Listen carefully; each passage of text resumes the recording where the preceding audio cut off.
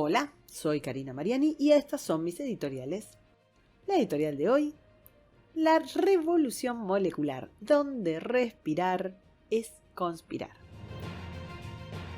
Existe una teoría plasmada hace más de 4 décadas por el psicoanalista y filósofo francés Félix Guattari, militante de la izquierda setentista, que hoy está de regreso en su versión woke. Guattari defendió en aquellos años las causas de los movimientos antisistema hispanoamericanos y de Medio Oriente. Fue creador de otras teorías como el esquizoanálisis y la ecosofía. Para Guattari, la revolución no se jugaba únicamente en el ámbito del discurso político abierto o molar, sino en un plano mucho más molecular que atañe a las mutaciones del deseo y a su reproducción en miles de singularidades revolucionarias. Es decir, en las mínimas unidades sociales convertidas en máquinas deseantes y máquinas de guerra, que pueden instrumentar la destrucción de los actuales sistemas sociales. Para este objetivo agregaba a Guattari una pieza clave, el caos y el cese del flujo de normalidad. La labor seminal de Guattari es la revolución molecular, texto en el que sostiene que la lucha contra el capitalismo no reside en la oposición tradicional, sino en la creación de una multitud de líneas de fuga y de auténticos sistemas de vida alternativos que detonen las relaciones dominantes heterocentradas y el familiarismo burgués. Se trata de una especie de guía universal de lucha social que se lograría a través de la micropolítica del deseo.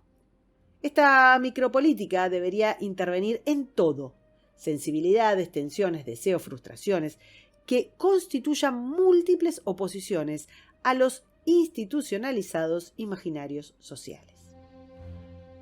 El trabajo de los intelectuales deconstructivistas fue una bocanada de oxígeno que venía a profundizar y a ayornar las perimidas páginas marxistas que ya no servían como marco teórico a la izquierda frente a la decadencia del comunismo mundial.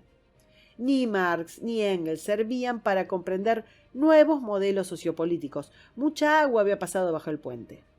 De suerte tal que Guattari y su fiel compañero Gilles Deleuze venían a ser unos nuevos Marx y Engels deconstruidos y psicoanalizados. Si bien es cierto que en los últimos años mucho se ha vuelto sobre los mandamientos gramscianos respecto del marxismo cultural y la penetración de sus preceptos en la educación, en la cultura, etc., también es verdad que el italiano era una mente adelantada para su tiempo, pero vieja para explicar las multicausalidades de los años 70 y 80, y de nuevo, como Marx y como Engels, se habían perdido en el convulso y diverso siglo XX. Entonces ya no podrían entender con sus teorías los dispositivos institucionales e incluso no podrían analizarlos. Para cuando el análisis político del amplio espectro que está a la derecha de la izquierda se acordó de Gramsci y pensó que había descubierto la pólvora, el aparato educativo occidental, desde preescolar hasta las titulaciones de posgrado, eran una máquina de fotocopiar revolucionarios de cotillón. Estos pichones de anticapitalistas con Netflix y Club de Millas salieron al mundo, a los empleos más precarios y a los mandos medios y altos en las empresas, y salieron a los teatros y a las editoriales y a los medios de comunicación y a las academias de formación de periodistas, un ejército adoctrinado dispuesto a replicar lo que habían aprendido en cada ámbito social. Así pasaron varias generaciones. Pero si bien el eficaz paradigma gramsciano ponía un filtro socialista en la cultura capitalista, también es cierto que lo hacía dentro del marco institucional capitalista, patriarcal, heteronormativo. Eran hippies con tarjeta de crédito, faltaba una vueltita de tuerca a lo que perseguía el deconstructivismo. Otro tipo de revolución ya se estaba gestando en el mundo, ahora de forma hiperconectada, polisemántica y, la palabra clave, molecular. El dúo Deleuze-Guattari señaló, con el Diario del Lunes, cosa que no tenían ni Marx, ni Engels, ni Gramsci, una serie de premisas acerca de las formas de subvertir el poder. una nueva política revolucionaria que, lejos de la política presencial y agonal plasmadas en los partidos, gobiernos o instituciones, debía organizarse a través de una acción nómade y virtual más cercana a la concepción de guerrilla. La característica determinante de su propuesta era la prescindencia de la jerarquía. Ni líderes ni voceros, actores propios de los marcos jerárquicos. La jerarquía sería vista como un resabio patriarcal a combatir o, para ser más exactos, a deconstruir. Es evidente que se trataba de una apuesta a largo plazo, reptante, silente. Sin embargo, aciertan quienes hoy usan el instrumento académico de la revolución molecular para analizar los eventos que se concatenan y paralelizan en los conflictos político-insurreccionales actuales. Chile, Colombia, Ecuador, España, Francia y tantos otros ejemplos de demanda callejera diversa, con actores y detonantes también diversos, pero con métodos similares, aupados en estéticas y en empeños subyacentes. Nuevos microconflictos vinieron a reemplazar a los conflictos de clase, a los soberanos e incluso a los económicos. La evolución de las crisis de los sistemas políticos y de representación han conseguido que la calle sea un topos para diversas expresiones de insurrección que ni responden ni abrevan a partidos políticos, sino a un manejo estratégico de subjetividades.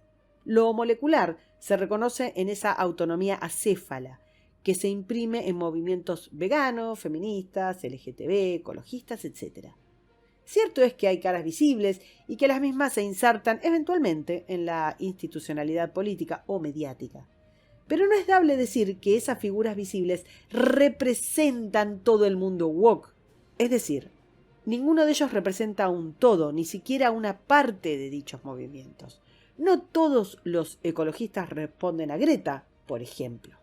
La revolución molecular, esta teoría, fue desarrollada a lo largo de compilaciones que fueron apareciendo en los años 70 y 80, donde se analizaba una alianza interna probable entre las subjetividades consideradas minoritarias y las luchas proletarias.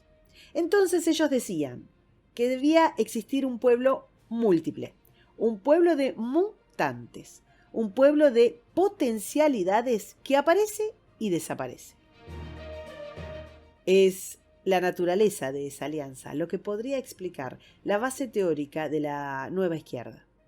En las pulsiones deseantes de minorías cada vez más pequeñas que trasladen su frustración y deseo a una victimización de corte militante. Los ejércitos de víctimas y ofendidos que de hecho determinan las agendas políticas, económicas y culturales, parecen caer en este patrón. Luego, la asociación fraternal entre todos los desamparados de la tierra se irá construyendo sola por carriles inasibles. Guattari no podía ni imaginar, cuando escribía estas líneas, el nivel de interconexión, inmediatez y flujo de los mensajes de estas primeras décadas del siglo XXI, de suerte tal que es impropio hablar de un plan maestro. Se trata más bien de una azarosa sucesión de eventos y tecnologías y en paralelo el hiperdesarrollo de una cultura infantilizada, temerosa y dependiente. La condición de molecular tiene en la heterogeneidad su motor, de manera que la polifonía de subjetividades emergentes se ha de entender como la normalización de la diferencia, el reino de la atipia. Por lo tanto, los procesos que generan los movimientos sociales eventualmente producirán cambios en el statu quo. Para muestra basta un botón. Fue muchísimo más fácil y rápido juntar cientos de miles de mujeres en marchas feministas en todo el planeta, sin un único líder ni un único partido político convocando, sino más bien los partidos institucionalizados yendo detrás de los acontecimientos y tratando de acoplarse a las consignas como mejor podían. Las mujeres allí convocadas tampoco tenían que coincidir en todo.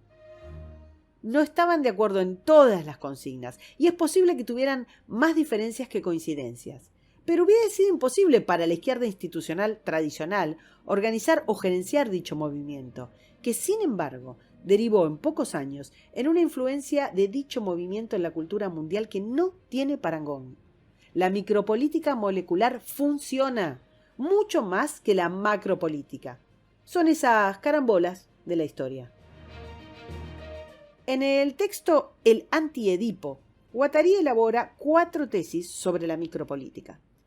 En la primera de ellas, el deseo y sus múltiples procesos de producción tendrían una prioridad ontológica sobre las estructuras estables como el capital, el Estado, la familia o el sujeto. La segunda tesis se preocupa en deslindar el inconsciente del grupo de pertenencia, dando por tierra las estructuras que ejercen el poder de mando de forma vertical, y con esto se propone explotar los motivos por los que un individuo actúa en contra de sus propios intereses. La tercera de las tesis incide en la segregación del ámbito familiar. Según esta tesis, el núcleo familiar juega un papel fundamental en la reproducción del modo de producción capitalista. Según Guattari, el signo despótico recogido por papá, la territorialidad residual asumida por mamá y el yo dividido, cortado, castrado. Esto dice Guattari. La cuarta de sus tesis plantea la necesidad de distinguir lo anómalo que el sistema no es capaz de identificar ni clasificar. Según él, toda posición de deseo contra la opresión, por muy local y minúscula que sea, termina por cuestionar el conjunto del sistema capitalista y contribuye a abrir en él una fuga.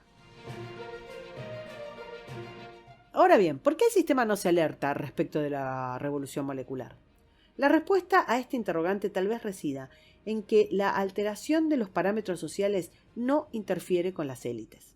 Las luchas propias de la nueva izquierda tienen una posición mucho más acomodada en la medida en que son fácilmente asimilables dentro de los esquemas gobernantes. Para ponerlo en claro, los planteos moleculares son mucho más digeribles si no cuestionan los modelos económicos extractivos, se contenta con la instalación de un lenguaje inclusivo o el cupo trans en el sistema de empleo estatal, por ejemplo. Las demandas de la revolución molecular comenzaron demandando más intervención y control en lugar de libertad. ¿Se entiende? Esto para las élites es un win-win.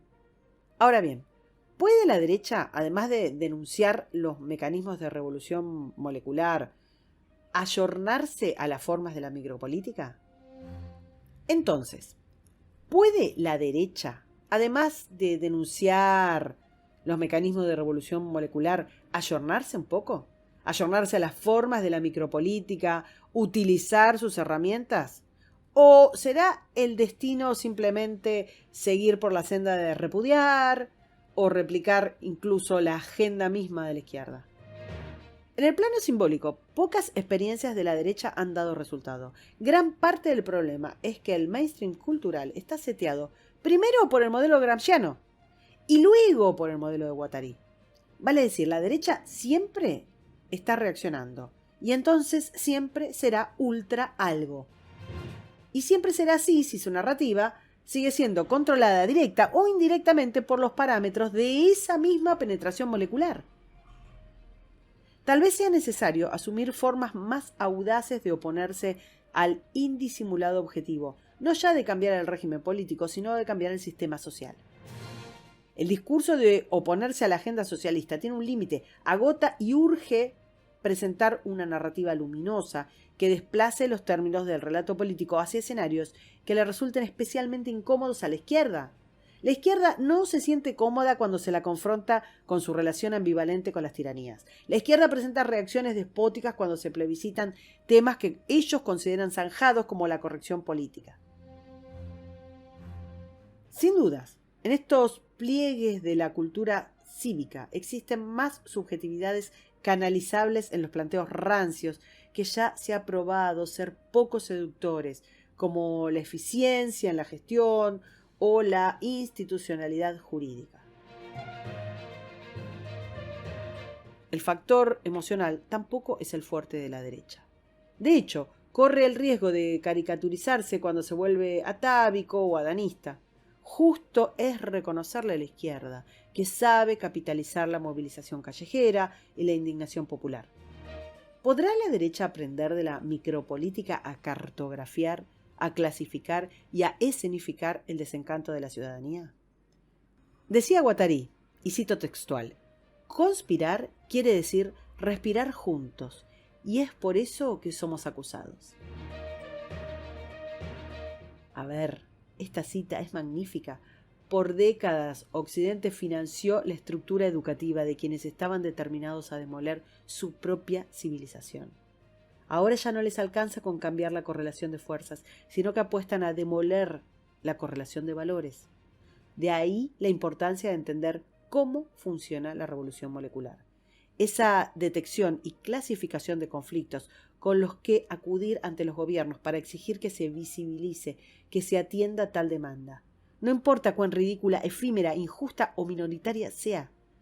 Luego, exigir que se alcance un consenso que, de producirse, desencadenará nuevas movilizaciones de nuevos deseos moleculares y se saldrá a la calle para ejercer una nueva insurrección, para volver a coercionar, para un nuevo consenso. Este es el loop porque la violencia y las crisis son maneras de gobernar la atipia.